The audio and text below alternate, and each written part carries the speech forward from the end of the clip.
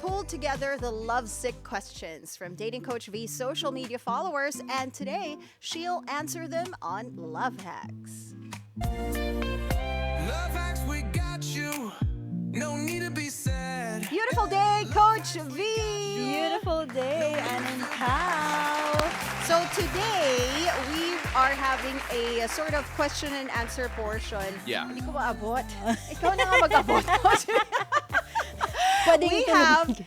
We have this bowl over here. We gathered questions from your followers. So what we're gonna do right now is you're gonna pick a question, randomly pick a question from our bowl, and then give your love hacks advice to that lucky Actually, follower. we'll read Yes. the question and then she'll answer. Oh, right? sige, we'll read the question. Okay. Yes, this is amazing because I usually You don't, go first. I usually don't get a chance to like answer them on social media. Why? So this is the Why is time. that? Because like every day we receive like so many questions many on love. questions. Yes, because it's just, Ah, everyday okay. love problems is coming Teka lang. in. So, Basahin mo muna bago ka mag-react. Wait! start ka agad?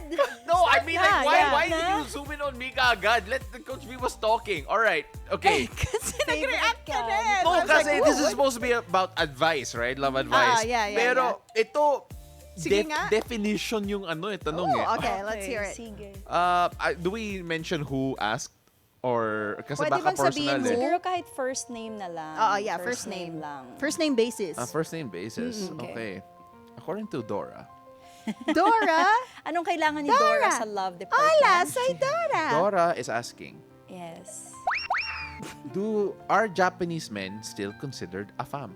Hi! What a good way to open this What a Q&A. weird way to open this segment. Ano nga ba ulit, Afam? All right. So, to answer the question, it's a yes because a fam means a foreigner assigned in Manila. So they could be Japanese, Korean, African, American, anyone who is not a Filipino but is currently or assigned in Manila. So, yep. The answer is yes. A Kasi, fam pa din yan. a lot of people would say, kasi when you say a fam, automatic, iniisip nila American. White Western. Yeah. Yes. So, a fam means just a foreigner, any Yes. nationality, basta hindi Pinoy. Yes, Yes. absolutely. And that's a very good point because even if a fam means a foreigner assigned in Manila, we loosely use it for somebody who's not just white, but also who's guapo. So when they see somebody who's like, foreigner, tapos maputi, tapos may itsura, diba? Because it started as, I think, like a gay lingo eh. Uy, a fam. Yeah, But yun nga sometimes eh. when you look at the other races, hindi nila tinatawag na a fam. So it's like the definition right now is not just technical, but the colloquial definition is like anyone who's So, basically any like, foreigner. any foreigner. Okay, Yes, so not just guapo. You can guapo pick or the next hindi. question. We'll read it and out, then we'll read it out. I'll read it. Yeah. Here you Okay. go. Here's the next question. Yeah. So tapos later may question tayo from our viewer Yan. on Facebook. We ha? love that. Please send in your All right, this questions. one is from Hayden. Hayden. Hayden. Actually, pwede ko na basahin kasi ano lang naman code. Okay, go. Hide and seek. Ay, seriously, ayan o. Hide and seek. All right, what is the question? of How do hide you and seek? deal with torpe guys who never make the first move? Oh, kaya pala hide and seek yung Kaya ano niya, pala. yung surname Oh my niya. God. Ako na nga mag-a-advise sa'yo. Oh, sige. Alright. Mauna ka na muna. Sabi ni Julina, di ba? Kung tameme ka chong, ako na ang manliligaw. Ayan. Di ba? So, swerte niya kung ang babae na nililigawan niya is mas extroverted sa kanya, no? But with the torpe guys kasi, social anxiety is real. So, if you're courting somebody who has social anxiety, no, the best way to do it is to give them micro wins. Ano ibig sabihin ng micro wins? Huwag mo nang pahirapan kasi nakita mong mabilis nga. Mas natatakot sila sa rejection kesa sa strong attraction, no? Okay. So micro wins mean talking to them, responding to their messages. So it's like a way of encouraging them. Kasi kapag hindi mo in-encourage ang torpe, kahit gustong-gusto ka niyan, hindi ka ipopursue niyan. Kasi takot nga talaga sa rejection. So, kailangan talaga ipa-feel mo na you're Pa-feel also mo. interested and the chances of him being rejected is pretty slim. So, Yes, kung torpe, because- wag ka magpa-hard to get. Yes, wag ka masyado magpa-hard to Masyadong get. magpa-hard Yes. to get. Because according to psychology, the feeling of safety, that's a go signal for them. So if they don't feel safe to approach you, if they feel like they're gonna get rejected, they're not gonna go. They're not gonna, advance or confess or say their desire. Yeah, pero totoo yan. As a former torpe. Wow! Tignan mo yung reaction ko, so genuinely shocked. Wow, Pati yung crew torpe! natin natawa eh. Wait lang. Guys. Maniniwala ba kayo na si Pao Hindi. torpe? Hindi. Conservative lang ako, Ika na sorry. nga ng next Oo question na. mo. Next move on na tayo. Let's go. Let's move on. Oh, sige, Si dahil Paolo dyan. medyo niloloko na tayo. Give Ayan, me a basahin mo sound yan. effect when I said Hide and conservative seek, ako. thank you for your Wait, dalawa question. dalawa to. Ah, Here. dalawa? Okay, Here, balik one. natin. Alright, so Go. here it is Okay, from go. Coach V. This one is from from Top Notcher Top 1. Anong dapat gawin sa mga torpeng manliligaw? Or is this the first one? Yeah, it's You- the s- you ready? It's the almost the same. same. Ay, same one. Give me Almost another one, the give me another same. one. Yeah, So, yeah. pag torpe, yun na. Maraming torpe questions Let's na. play a little game. Yung susunod na question, mauuna kayong dalawa ni Ann sumagot. Pangatlo ako. Yes, Ganon? try lang natin. Let's Ikaw try. muna. Yung sa akin, Okay, hindi sorry. kasi Love science-based. Guru eh. Pao. Wow, no. No, ako Coach Pao. Try. This one's coming from Han. Right? Han, So, ano sabi okay. ni Han? How to make sure if he is really genuinely serious with me? He laid down his intentions. Oh, perfect, Pao. Okay. Okay, me first, Yes, right? yes, yes. This Go is ahead. nice because coming from a guy. coming from a Yeah, guy's from a guy's Guys, perspective. syempre, kasi Okay. words are nice but they're also cheap. Okay. Words are free. So, you gotta invest in yung time and yung action and just follow through. Kasi at the end of the day, if kung walang follow through, words are just words. Yeah. Perfect. You leave someone hanging. Yeah. Wala, it doesn't work out. Coach V, tama ba? Yes. So that's what you call behavioral consistency, no? Not only that you invest, but you invest consistently. Invest time, invest money, invest effort. Because they say where the money goes, that's where the happiness lies. Where the time goes, that's talks about what you value in life. So tama yun, Pao. Yes. The next question will go to Anong to sagot mo? Ann. Hindi, ikaw, ano tama sagot mo? yun. Kailangan actions speak louder than words. So, it has to be, he has to be consistent. So wait, so anyway, let's go for consistent. YouTube first. Before Oh, I sige. read Let's do this YouTube. next question, someone, si John Victor, asking us, not on YouTube, on Facebook, Facebook. totoo po ba na love has no age limit? Aha! Ayan.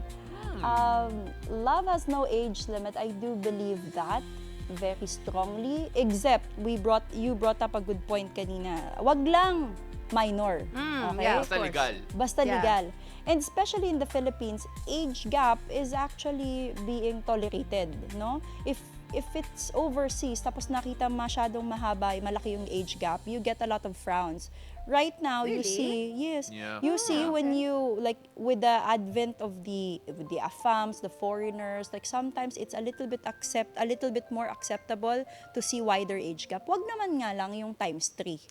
No? Yeah. Oo naman. So, mga 10 years age gap acceptable pa. Wag naman yung mga 20 to 30 years age gap. Iba na yon. Questionable na siya kahit true love siya. All right. So I mean, like I have an offshoot question to that, which is like, what if, or at least how would you advise friends and family to react when a family friend, kaibigan ni daddy, nililigawan yung anak niya? Yes. Kasi that happens. I've seen that happen Absolutely. actually. Absolutely. So, be curious instead of judge immediately. Be curious about their story. How did you guys meet? What did you like about each other? No? Because the way that they answer will tell you what was the strongest motivation for them being together. Is it because of youth, or is it because, like, I don't know, like we have this big age gap but we just connected mentally. Kasi may mga ganun eh. Especially women, we mature and we know this naman by data, we mature faster. Yeah, So even if there is some sort of like big age gap, parang magka-vibe pa din sila even if they're coming from two different generations. Right. So be curious, don't judge immediately. Okay. Okay. Let's move on. Next, our question is from GC. How do you keep your relationship from becoming boring? Ann. Ikaw Keep muna. things fun Yes. and spicy. Okay, moving on. Coach B, your advice? Curious ako dun sa keep things fun, spicy. Paano, Ann? Ako hindi eh. Ako curious, ako takot. Sasagot niyan. Keep things fun. Like, Morning show to ah. I know, kaya nga very generic yung answer ko. Just keep things fun and spicy and then do things that excite the both of you. Diba? Whatever I that thing is. Ano Kayo nga nang ba? bahala doon. Eh, kayong couple na, mag-usap siya. Anong gusto mong gawin para Ano ba yung mga pwedeng gawin? ikaw daw sabi nung EP namin, okay, Kels. okay. Sabi ni Kels, Alright. ikaw ang sumagot, hindi Well, ako. and this is for married people. I'm just gonna put it out there. One of the married people that I've heard is, I was talking to the wife, and I said, like, what are the things that you've done to keep, like, the marriage, because they've been married, like, 30 years. And she gave me this funny, but I think it's science-backed, when she said, again, this is for married people, she said, Coach B, I never repeat my lingerie. Okay, all right. I get the gist of that. Diba? You get the point. Kasi you don't let yourself go. Parang parang you just make yourself look attractive or You put pretty. effort You into put it. effort on your looks, ganyan. And the science behind it is novelty triggers dopamine. Anything that there's something new, it makes people excited. Yeah. At So, saka fill guys, in the kasi they're very they're visual. sighted, diba? They're very Absolutely. visual. Yeah. They have 25% more visual, so they get more information by seeing and watching. So kapag may bago, nakaka-excite. Hindi lang naman sa bedroom, kahit bagong ulam, excited sila, hindi pa ulit-ulit, Yeah. di ba? Or a new activity, di ba? Yes. Like if kung every Sunday lagi kayo nagba-badminton, maybe do something else. Yes, diba? tapos yung pagpasok niya sa bahay, parang every once in a while, bago yung arrangement Yeah. ng bahay nyo, iba-ibang scent. Wag lang bagong tao sa bahay. Wag lang no? bagong tao. Oo, mahirap yun. At wag lang bagong tao in a relationship. Yes, that's true. Look for novelty somewhere else. Tahimik ka. Yeah, you wanna chime in? Parang natahimik ka masyado. What's your advice? So, I'm just thinking, ang mahal naman ng habit na yun, na bagong lingerie. Ano, one time Oo. big... Hindi ganon. online shopping. I know, online, yeah, but mahal pa rin. I mean, like, you haven't how seen many days in a year, diba? Tapos, yun, how many Bakit lingeries you kailangan go ba through? every night? Hindi naman every night, pero sabihin natin, twice a week. Sana na pupunta itong usapan na to Diba? sa kanila. But- Pumunod ka na ka-coach. Alright, bagong ano na lang. Baka mamaya. Okay. Mamaya. Again, No, the finances are not financing. Okay, let's move on. for married ma- people only. For married Mamaya matag people. tayo sa Senate hearing. Sandali lang. Oh, yan. Basta Or practical advice yun. Sorry, ah. ibang flood control ata yun. We're gonna move. According to Candice, Hoy, grabe yun. Sorry, ngayon lang nag-sink in yung flood control. how do you battle fears when it comes to cultural differences in dating an AFAM? Sorry, hindi ko narinig yung Okay, question. wait, how do you battle Hindi ako fears makapag-over sa when flood it control. comes to cultural differences in dating an AFAM? I've never dated a foreigner. I've never dated a Yun foreigner. din. I've never. So I wouldn't know. I think the most for me is siguro someone who grew up in a more like spent time overseas pero came back. Parang ganun. I think that's the most of mine siguro. But I don't know. So whether you're dating an AFAM or you're dating a Filipino who grew up in abroad, no? Yeah. Who grew up abroad. So we have what we call CI. It's cultural intelligence. Because right now, culture plays a very big part when it comes to, interaction, socials, dating. So we go back to be curious, do not assume, 'di ba? Pag nakita mo, oy, biglang nagkamay, nagpatong ng paa habang kumakain, do not judge them immediately. Maybe it's just part of their culture, di ba? Pinoy na Pinoy, kakamay, nakapatong pa yung isang paa. So, study, kumbaga, increase your cultural intelligence. If you're dating somebody who's American, European, read about Western culture. If you're dating Asian, you're dating a Filipina, my gosh, courtship culture, you need to learn that in order to win their heart. Here in Ikaw the mo yung Philippines. pamilya niya. Yes. Yes, sir. Pamilya niya, kaibigan niya. And I actually have a story about that. Just to share very briefly about ligawan, no? Me and my partner, when we were in talking... Oh, you and your partner? Yeah, me and my partner, when we were in talking, you know, the reason why, you know, when we got back together, it was so smooth because he was talking to my family all throughout those 10 months that we were in that's so talking. sweet. So even if I was saying no, no, no, every time I see my family was like, oh si ganito, kumusta na? Oh si ganyan, we like him for you. So I was like, natotorete ako kasi sila na yung nag-remind sa akin na, hey, good catch yon, wag mong papabayaan yon. So lumambot yung puso ko. So that's the advantage of courting the family and friends. Yeah. At saka, you know, it makes things easier when your parents, your whole family, they accept the guy already. Oo, malaking Yeah. factor sa atin yun, yeah, diba? madadalian yung guy Sa when it panliligaw. comes to that, pag ganun Absolutely. yung setup. Kesa yung ayaw ka nung magulang. Ay, naku Diba? po, That's totoo. really hard. Okay, ako na ba? Oh, I Yes. love the name of this person, Wonder Cat. As in Juan, like Juan. Look. Okay, Thanks, anyway. Juan. I want the Juan. idea of being in a relationship but don't feel ready. Do you accept this kind of client? When you're not yet ready, but Gusto niya ng probably relationship. gusto niya mag ano sa'yo. He wants to be your Parang client, but looking but hindi not pa siya. ready. Yeah, but not ready. okay. Yes, absolutely. Because we prepare clients on what we call emotional readiness.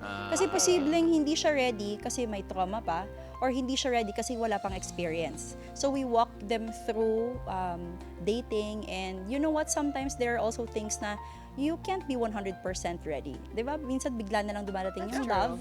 Yeah. Or minsan naman, if your goal is to have a family, then you could just, plunge, jump on it, and then see how the relationship goes. If it works, keep it. If it doesn't, then you say thank you next and At move saka on. pwede naman yung you just want to date but not really have a relationship. Is that possible? Absolutely. Pwede, It's like diba? testing the waters. Kapag okay yung result, I'll go for a relationship. If hindi masyado maganda, then maybe I'll stay single. And that's Okay. also acceptable. We can help you Alright. realize that. All right. We have a couple more questions here, but we're running out Alright. of time. If you guys want to ask any love question to Coach V, again, your socials, Coach V, where can they Yes. send messages? So continue to send in your questions at Dating Coach V on Instagram and Vanessa Antonio on Facebook, and hopefully we get to answer that again in our next Love Hacks Yeah. here. And if on you Beautiful Day. need any advice on how to keep it spicy, Ann Asis Carillo on Instagram, according to her. Keep it spicy. Totoo naman yun No, I know. If they want Keep advice it and fun and tips, diba? spicy. Diba? 2 lingeries a week. Spicy. Diba? Pwede rin yan. Lang, joke. Tutula. Hindi na ako nagsabi nun. Oh my gosh. I mean, like, I have takes about it na pang hindi, pero hindi siya pang morning show. But Okay. we're gonna I wrap was things gonna up say here. something nga, and then I remembered na, oy, morning show. Morning show please." tayo. Hindi ako pwede mag-joke. Again, married Anyway, you might want to give lingerie to your wives for Christmas, diba? Gift them, Yeah, yes. give them the kind of lingerie that you want to see them wearing. This is Again, the for worst. married people. This is the worst segue to our countdown. To end. Alam mo, we always say it's a 86 beautiful days before Christmas, pero I think Anne wants it to be a more mainit-init na Christmas season. 86 spicy days Oh before my Christmas. God. Alright, lapasan natin yung 86! Spicy daw, sabi ni Anne. Spicy hot chocolate, diba? There's such a thing. No, yes, but don't. Yeah. It's be sweet. And papagmigay. Wala ako masabi. Mga kaibigan. Thank you, Coach B. Thank you, Coach B. See you again tomorrow. Again next week. Thursday. Thursday. We hope to see you guys on Facebook again soon. We're gonna try to get